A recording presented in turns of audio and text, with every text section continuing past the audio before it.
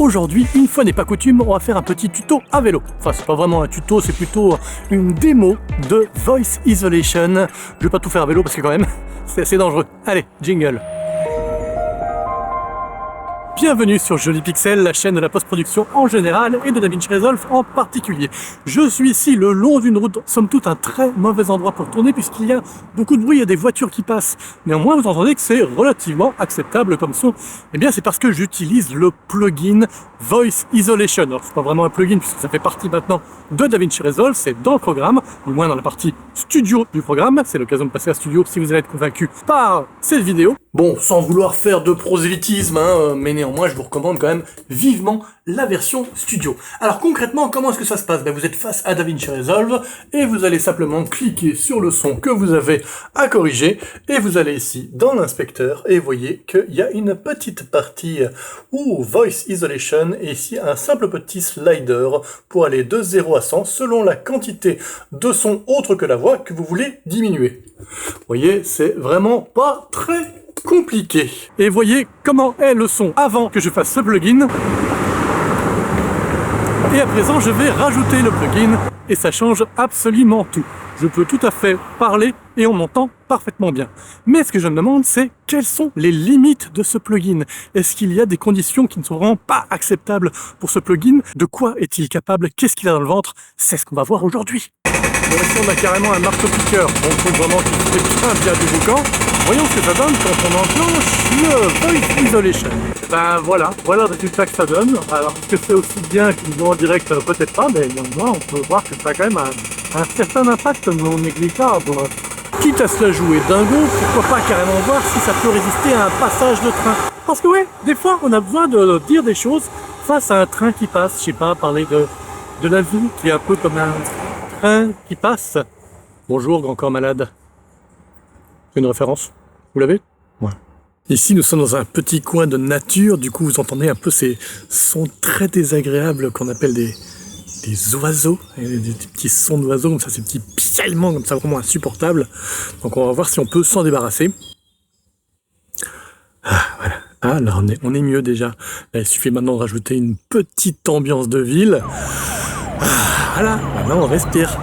Mais peut-être que votre truc à vous, c'est le bricolage. Alors, est-ce que ça peut marcher de clouer et d'avoir quand même un son potable? Essayons. Alors, là, je fais une vidéo sur le bricolage. Aujourd'hui, comment taper sur un clou? C'est très simple. Vous prenez un marteau et vous tapez sur le clou. Mais peut-être que vous clouer, c'est pas votre truc. Peut-être que votre truc à vous, c'est la foreuse. En plus, ce qui est bien quand on fore, c'est qu'on peut faire des blagues ah tiens, je suis allé forer en forêt. Tu vois, c'est rigolo parce que c'est à la fois forer, tu vois, le verbe forer, et puis forêt quoi, comme un ensemble d'arbres, tu vois, on passe un bon moment. Oh non, j'ai fait plein de crasse en forant, je vais devoir passer l'aspirateur. Ça c'est quelque chose qui est vraiment assez redoutable normalement en termes de bruit, ça devrait être relativement désagréable. À moins que ce plugin soit vraiment miraculeux, c'est possible, c'est possible. Ce qui arrive aussi parfois, c'est de se retrouver à tourner dans une pièce qui a une acoustique vraiment dégueulasse. Alors, Voice Isolation n'est pas un plugin qui est prévu spécifiquement pour retirer les réverbérations, mais néanmoins, si on n'a que ça, peut-être que ça peut quand même un peu aider à faire le boulot. Je vous laisse en juger. Est-ce que c'est quand même un petit peu mieux avec ce plugin? Est-ce que ce plugin est capable d'isoler ma voix au travers de la musique? Eh ben, on va le découvrir. En même temps, c'est dommage d'arrêter cette musique parce que c'était quand même plutôt sympa. Mais bon, on est bien obligé afin de vous faire découvrir les joies de ce plugin. Et imaginons, vous êtes en train de tourner, tout d'un coup, il y a un pivert qui s'installe sur votre micro et qui vient donner des petits coups de bec comme ça sur le micro. On se dit, bon, là, a priori, mon son, il est perdu. Bon, là, peut-être qu'il est perdu. Là, honnêtement, j'ai jamais essayé. On va voir de quoi ce plugin est capable ou pas. Très chiant, ce pivert. Ce qu'il y a d'intéressant avec la grande place de Bruxelles, outre le fait qu'elle est absolument magnifique, c'est qu'il y a plein de gens, donc plein de gens qui parlent. Donc est-ce que ce plugin qui est censé isoler la voix va pouvoir isoler ma voix et pas la voix des autres personnes? C'est ça qui va être un petit peu compliqué. Donc voyons, est-ce que tu arrives à reconnaître ma voix, petite Voice Isolation? Est-ce que tu vas faire de moi l'élu? Ou est-ce que tu vas prendre tout le monde comme une grosse... Ou est-ce que tu vas prendre tout le monde quoi? Bon, et alors, qu'est-ce que j'en pense de ce Voice Isolation, le verdict?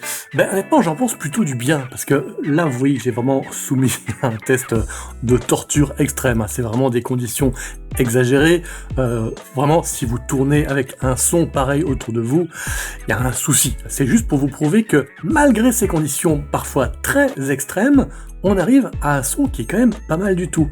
Maintenant, si on ramène ça à des conditions nettement plus crédibles, juste avoir un son d'ambiance qui est un peu gênant, typiquement la partie qui est dans la rue ou la partie en forêt, qu'on a envie d'un peu diminuer, il y a vraiment moyen de garder une qualité de son, de voix qui est vraiment très très bonne et de la rendre plus intelligible en se débarrassant avec modération des bruits extérieurs. Bien évidemment que c'est pas pour faire du court-métrage ou du long-métrage, quand on est dans ces conditions-là, on s'arrange pour bloquer la circulation, on s'arrange pour faire que l'environnement sonore soit valable.